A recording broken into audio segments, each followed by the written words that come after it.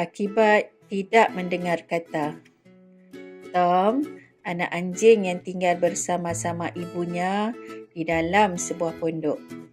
Ibu Tom selalu berpesan kepadanya, jangan bermain terlalu jauh dari kawasan tempat tinggal mereka.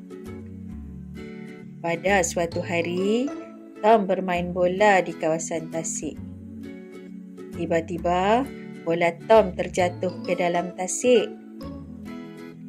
Tom cuba mengambil bola itu dengan sebatang kayu. Pada masa itu, Tom terdengar jeritan seseorang. "Tolonglah aku, kakiku sangat sakit, kakiku tercucuk duri." Tom segera membantu mengeluarkan duri pada kaki anak kucing itu. "Terima kasih membantu aku. Nama aku Comel. Apakah nama kamu?" "Sama-sama.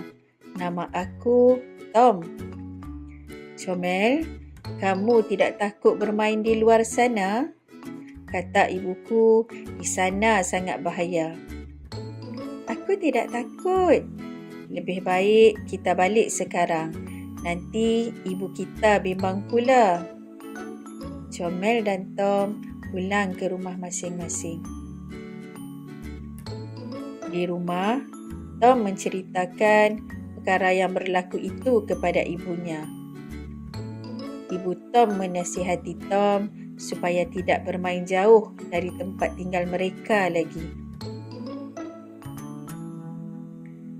Keesokannya, Comel datang ke tempat Tom. Mereka bermain dengan gembira. Selepas bermain, mereka duduk di bawah pokok sambil berbual-bual.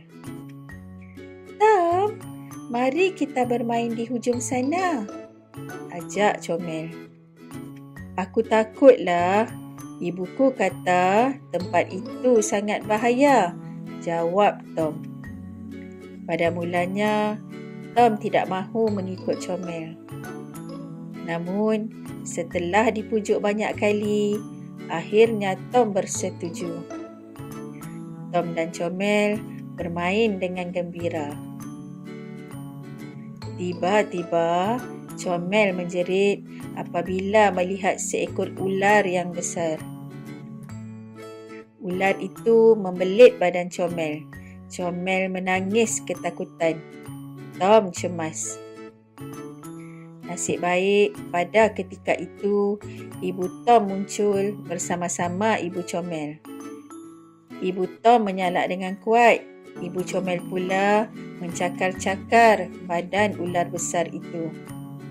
Ular besar itu terkejut lalu melepaskan Comel. Tom dan Comel terselamat. Tom dan Comel meminta maaf daripada ibu mereka. Tom dan Comel berjanji akan sentiasa mendengar nasihat ibu mereka.